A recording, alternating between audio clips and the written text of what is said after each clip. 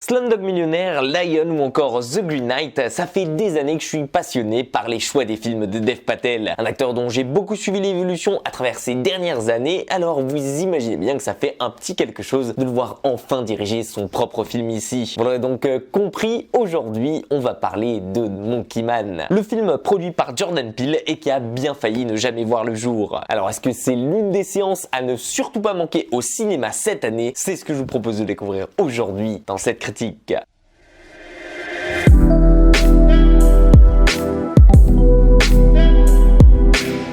Dans Monkey Man, vous allez suivre Kid, alias Dev Patel, un jeune homme issu de la pauvreté en Inde et qui se bat constamment le soir dans des clubs clandestins pour pouvoir survivre. Car en effet, en échange de quelques centaines de roupies, il prend part à de dangereux combats truqués sous le nom et surtout sous l'apparence d'un homme singe. D'où son surnom de Monkey Man ici. Mais vous allez très vite le voir, pour lui, cette vie de paria n'a que trop duré. Et après en avoir souffert de nombreuses années, il va finalement décider de reprendre sa vie en main. Seulement voilà, comme vous pouvez l'imaginer, Kid n'est pas un adulte comme tout le monde, et il n'a surtout pas eu la même enfance que tous les autres autour de lui. Et tout en devenant un adulte, il n'a surtout pas oublié d'où il vient, ni même ce que la police corrompue de son pays lui a fait subir étant enfant, à savoir martyriser et surtout tuer sa mère devant ses propres yeux, chose qu'il s'était un jour juré de venger. Et c'est donc, vous l'aurez compris, sur fond de vengeance à la John Wick que vous allez suivre ce Monkey Man aujourd'hui. Cependant, vous allez très vite vous en rendre compte ici, si Dev Patel fait lui-même référence au maître en la matière dans son propre film, ce n'est pas pour autant que ce dernier va se perdre dans les méandres des copies de John Wick. Parce que oui, des copies plus ou moins réussies, ces dernières années, il y en a eu pas mal, mais aucune n'a jamais réellement su se détacher, ni même nous faire oublier l'original. Et pourtant, c'est la mission que s'est donnée aujourd'hui Monkey Man. Et ça, je vous promets que de ce côté-là, vous allez en ressortir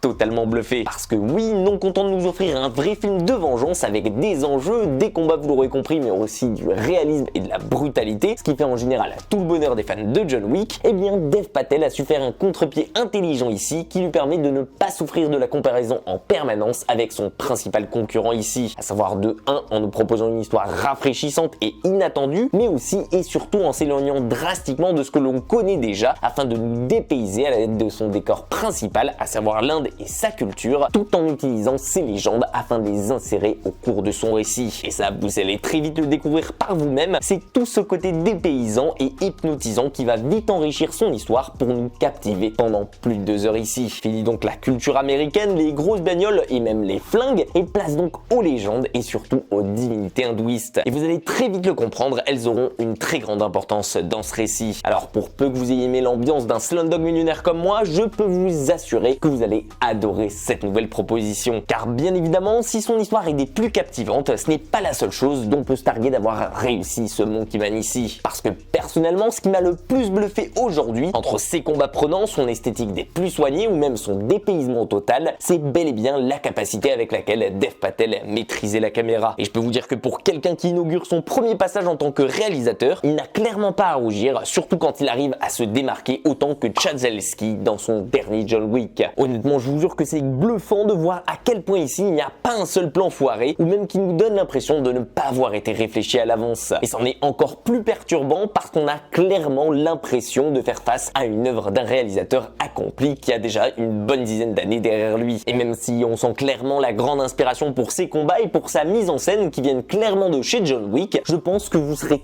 tout de même bluffé de voir à quel point vous allez pouvoir apprécier la violence de ces combats à travers ces plans qui soient en vue FPS ou même en caméra à l'épaule et qui nous projettent constamment au plein cœur de l'action. Alors oui, on sent quand même qu'il a été grandement ici aidé par Sharon Mayer, qui est son directeur de la photographie, lui qui avait déjà fait un travail sublime chez John Woo avec son Silent Night, ou bien entendu chez Damien Chazelle avec Whiplash, mais je peux vous assurer que la combinaison des deux nous offre absolument des plans magnifiques et visuellement renversants qui mettent une vitesse à beaucoup de blockbusters à plusieurs centaines de millions sortis récemment. Comme quoi, parfois il suffit juste d'être ingénieux, d'avoir du talent et surtout un iPhone et pas besoin d'un budget faramineux pour nous offrir un film renversant. Parce que oui, petit rappel si vous ne le saviez pas, ce Monkey Man a coûté la bagatelle de seulement 10 millions de dollars. Voilà, pour le mettre en comparaison, c'est à peu près 3 fois moins que le premier John Wick et le seul et unique film récent dans le même budget qui m'a mis autant une claque visuelle, c'est Godzilla Minus One. Voilà, au moins vous vous rendez compte du level de ce film. Bref, j'espère juste que vous vous rendez compte de la chance qu'on a d'avoir deux réalisateurs de talent qui nous ont pondu deux bombes atomiques visuelles à seulement 5 mois d'écart. Hormis ça, pour moi, je n'ai pas d'autre chose à rajouter dessus si ce n'est de remercier Jordan Peele d'être intervenu pour sortir ce bijou au cinéma et non pas sur Netflix. Que vous soyez donc un fan des films de vengeance, que vous ayez envie d'en prendre plein les yeux, de sentir pleinement son côté bestial et brutal à l'écran, ou bien tout simplement que vous ayez envie de dépaysement et que sa bande-annonce vous ait intrigué, je peux vous dire à 2000% que vous n'allez absolument pas regretter ce voyage aux côtés de Dev Patel aujourd'hui. Pour moi, sans déconner, ce Monkey Man a clairement ses chances pour finir sur le podium en fin d'année. Et vous, qu'est-ce que vous avez pensé de ce film? Est-ce que vous avez prévu d'aller le voir au cinéma, ou bien est-ce que vous êtes plutôt attiré par la sortie de Civil War? N'hésitez pas à me partager votre avis sur le film dans les commentaires et surtout à me dire ce que vous avez pensé du premier film de Dev Patel en tant que réalisateur. En attendant, j'espère que ma vidéo vous aura plu et qu'elle vous aura donné envie d'aller le voir au cinéma. Si c'est le cas, pensez au petit like, au partage et surtout à vous abonner à la chaîne si ce n'est pas déjà fait. Prenez soin de vous et pour ma part, moi je vous dis à très vite dans une toute nouvelle critique.